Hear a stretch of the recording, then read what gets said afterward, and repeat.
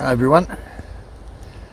Right, something I wanted to do some time ago, and that is just talk about the importance of routines. Body thrives on regularity.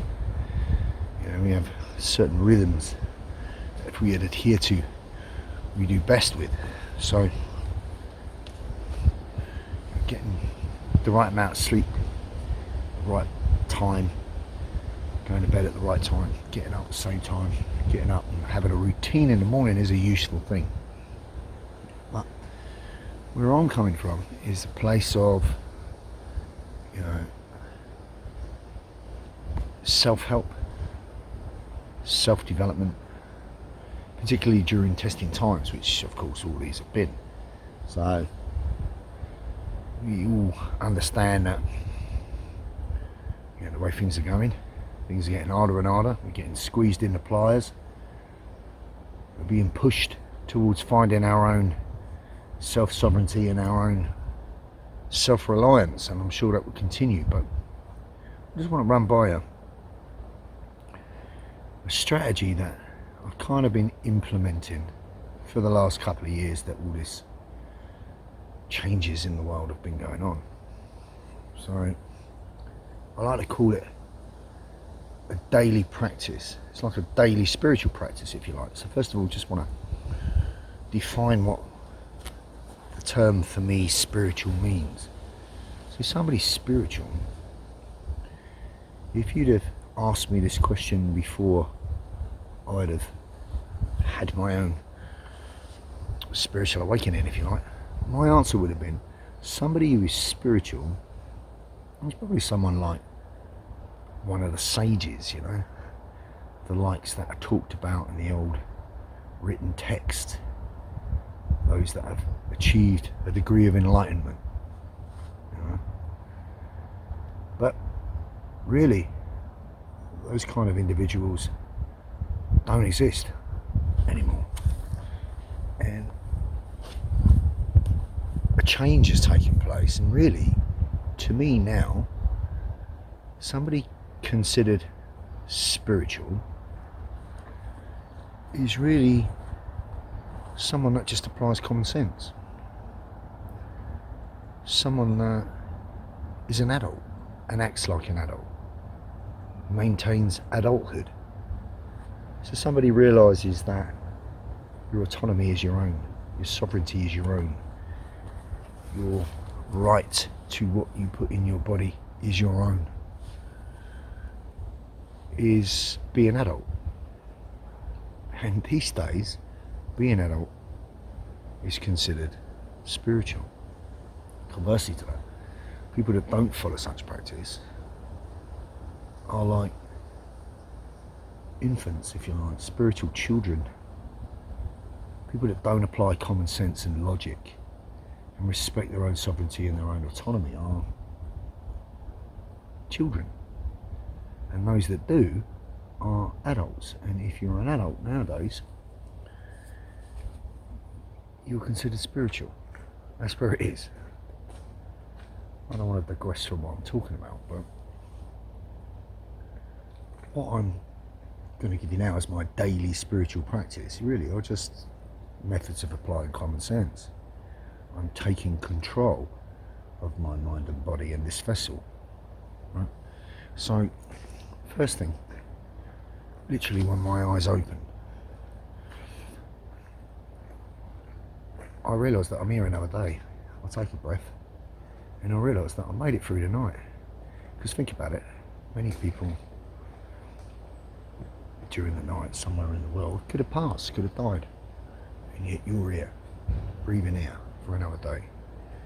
So what a privilege that is, to wake up and realise you're alive another day to live, to breathe, to think, to love, to be. It's a true privilege. So I'm grateful for that. I'm grateful with a message of self-worth and self-love, not in any egotistical way, but I realise that I'm a fractal of all existence, anything that has consciousness contained within it as a vessel is a fractal of source. And that's an amazing thing, something to be cherished, loved. So therefore I'm part of that, so I love me. So I give myself self-love.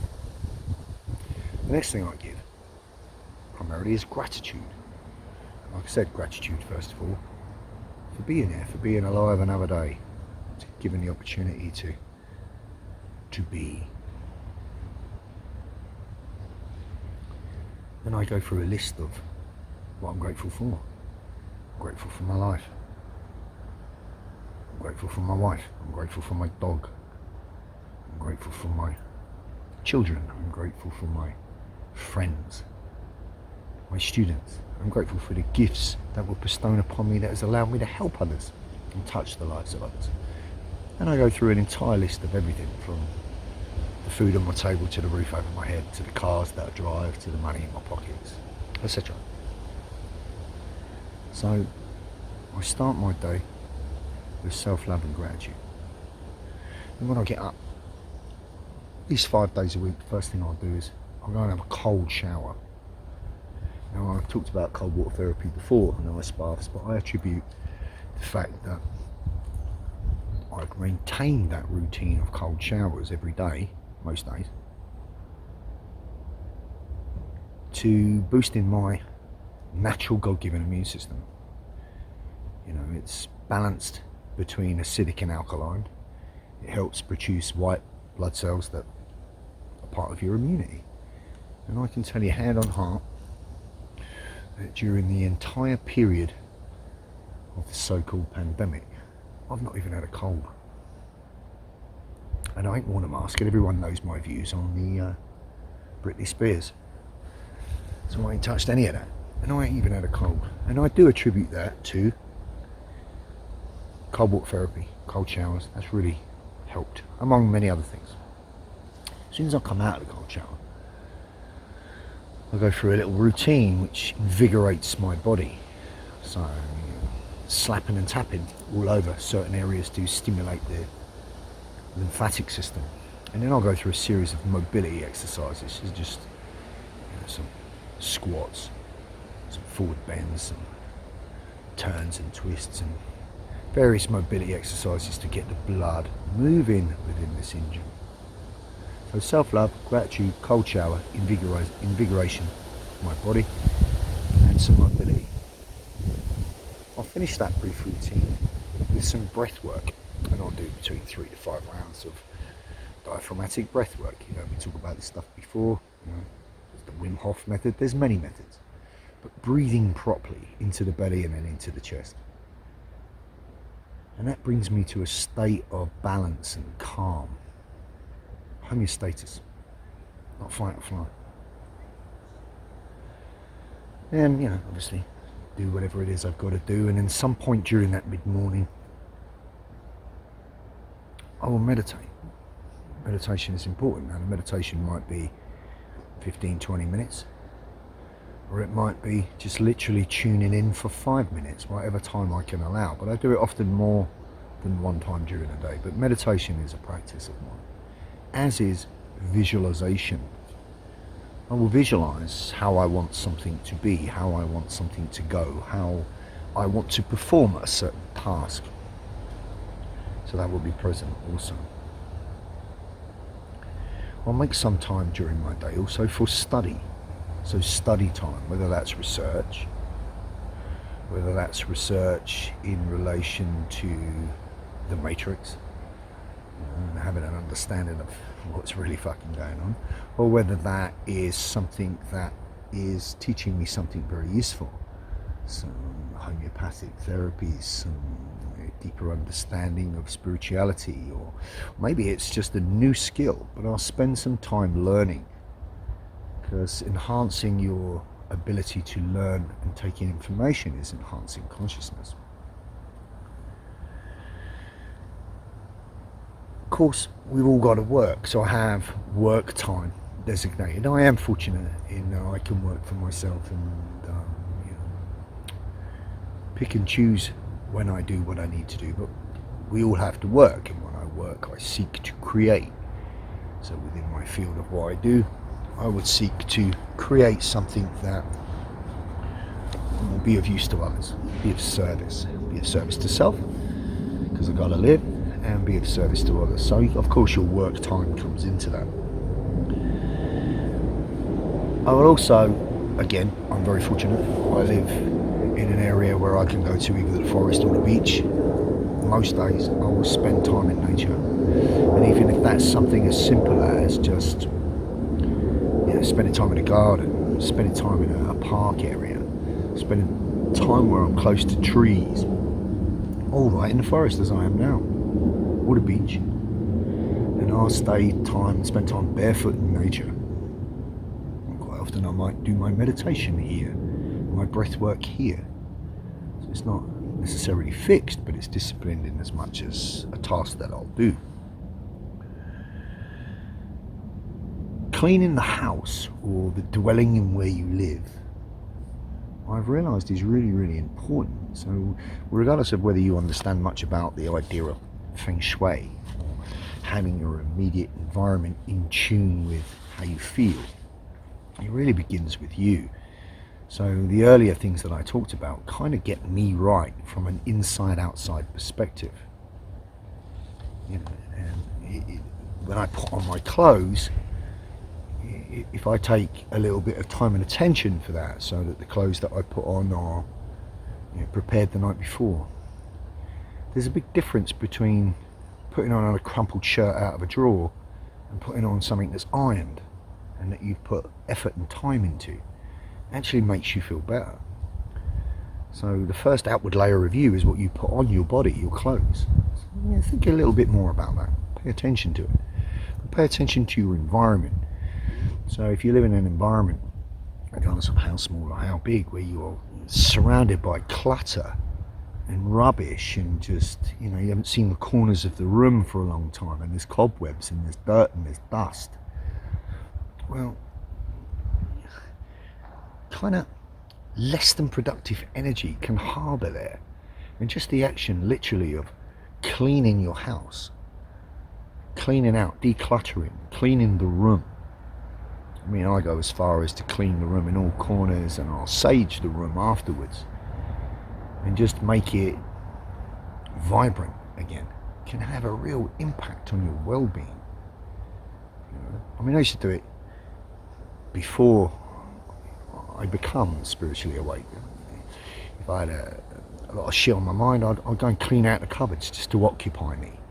Clean out my clothes cupboard, take all the stuff out I don't wear anymore, put it in a charity shop, tidy it up, fold it up, put it all back neat and nice. And it just creates a sense of achievement that gets the ball rolling. You've completed a task, and that can give you momentum, so that can be useful. So cleaning the area of where you live or where you work, and even your car where you drive, because it's an extension of you. So that feng shui idea belongs here. I'll spend some time, at least several days a week, juicing. I'm a big advocate now of juicing. I believe that when you get good organic fruits and vegetables and you juice them down to their absolute essence, I'm not talking about smoothies, I'm talking about juicing down to the essence, so you remove the pulp, then what's left is all I can describe as God code. It's like the natural thing that you should put in your body for health. And as we're discovering now on our journey through this thing, I mean, nature heals the majority of ailments. Everything in nature was designed to make us thrive. God code exists within such things, and juicing is one example. As opposed to drinking a fucking Red Bull, or the monster drinks, or the nasty shit that's sold in shops, which I would define as anti-God code. Shit that's been put in our body that just makes us sick and ill, and that applies to food. So juicing, God code, and eating well, being careful with what you eat. I'm not always massively disciplined with it, but I strive to be as disciplined as I can. And that also includes how I hydrate my body. So distilled water, none of your fluoride shit, even the bottled water shit, bad for you. Try and get the cleanest water in this vessel as you can. And of course, big part of my career is training. So 3 elements of training that I implement are mobility and prehab exercise to help maintain posture and prevent injuries, because I've had a lot of injuries over the years. Strength training, strength conditioning type training, and also obviously combatives training, because my primary forte is I'm a combatives instructor. So combatives, mobility and strength training is a big part of my week. I'll take time throughout the day to what I call check in. So I'll check in very frequently. So what I mean by that is I'll find a quiet place and just have 2 or 3 minutes of me time, where I shut out the outside world and I go inward. And I focus on that liminal space. I've talked about liminal space before. So in meditation, if you were to ask a question, the primary question being, what is infinity, as one example, there's many. There isn't really an answer to that question, because as I said before, infinity is never ending. It's got no beginning and no end. It shouldn't exist, and yet it does. So there's no real clear answer to what infinity is. So if you closed your eyes and, as an example, asked yourself what is infinity, and you spent time in the space after answering the question before you contemplate the answer, then that space is still.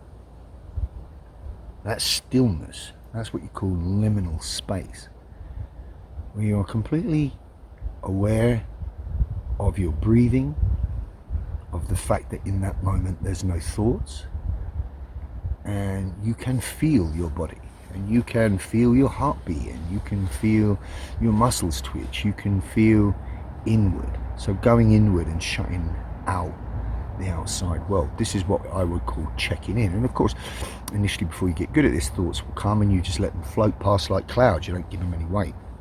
But checking in, to me, would be leaving this character self, which is a mechanical construct as a result of your daily life. You become what you need to become in order to get through and get by, and tapping right into what I believe is the essence self, the authentic you, which is your soul. And I've been doing it for a period of time now, significant that I can do it almost immediately. And I've said before, I've talked before about this third eye phenomena.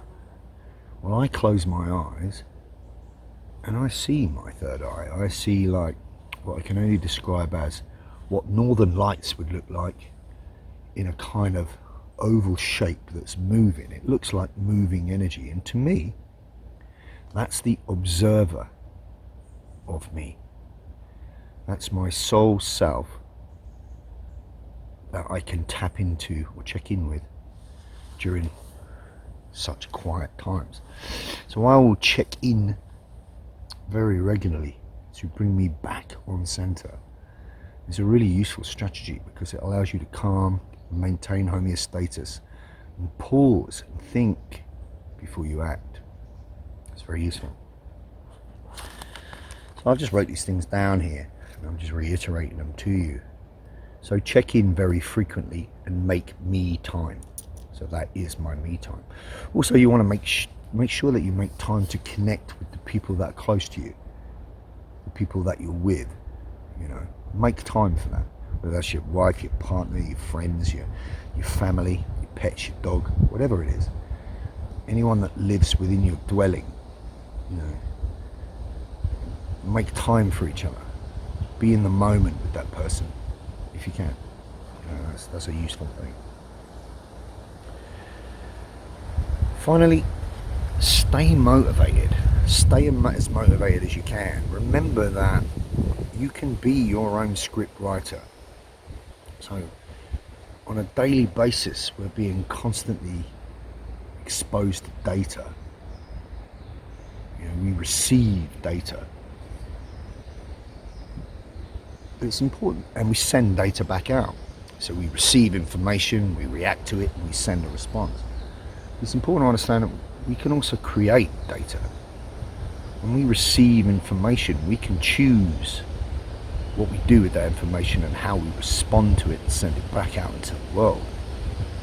So Marcus Aurelius said it, you can't control the outcome of events, but you can control your response to the outcome to events. So in terms of thinking of it as data, which is what it is, everything is constantly data coming in. If you spend time in watching the TV, the BBC, looking at the newspapers, the narrative, hanging around people that talk about the constant fear-mongering fight or flight data, it's going to have a really damaging effect on you. It's going to have a damaging effect on how you respond and what you send back, and you're going to end up in a vicious cycle. So it's very important that you realize that you are constantly being fed a script program. And the majority of people are programmed and just follow the script. But some of us, particularly those that have had what I would call a spiritual awakening, realize that they too are programmers. And you can write your own script. You can construct your own data. How you choose, how you perceive what you do, what you're given with the world, the information that comes into you. You have some power of, and that's been taken away from the majority, or they've been closed-minded to the idea that they can. So remember, you can choose what you do with what you hear, with what you see, with what you're given. You can choose your reaction. So you're taking kind of the passenger seat, if you like, and you're taking control of the vessel. And in that way, you can operate from a heart space with intelligent power. These are just some things that I've found massively useful. And I've got to be honest, they've got me through this period. Let's be honest, this nearly 3 years now, this last period of 3 years has been fucking daunting. It's been hard. Many of us have realised that everything we've been told is bollocks, is lies. We've just been manipulated by something nefarious for their own ends. It seriously doesn't give a fuck about us. So if you want to maintain your sovereignty and your autonomy, you've got to realise that you have more control than you think. And the best way to do that is practices. So find yourself your own daily spiritual practice, if you like, regardless of how many of those things you implement, when you do it. But try and do it with some regularity, because like I said, the body thrives, body and mind thrives on regularity. So I'll just give you a quick recap. I don't do all of these things every day, but I do them most days. And I do most of them every day. So I wake up with self-love and gratitude. I'll take a cold shower. I'll invigorate my body and do some mobility and breath work. I'll also have a positive thought check. I'll change my physiology to a more positive structure. Because remember, your emotional state, the flip side of that coin is the physiology, how you hold your body. So if you're angst, depressed or angry, your physiology will reflect that. It's much more rounded shoulders, coiled, defensive. Whereas people that are more confident and happy and buoyant and are much more upright, living their life, like I said, above eye line, straight spine, throw your head back, smile.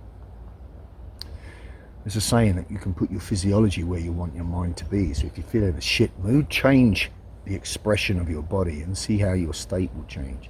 But quite often I'll just do that. I'll stay upright. I even put my arms above my head like I'm taking a victory pose.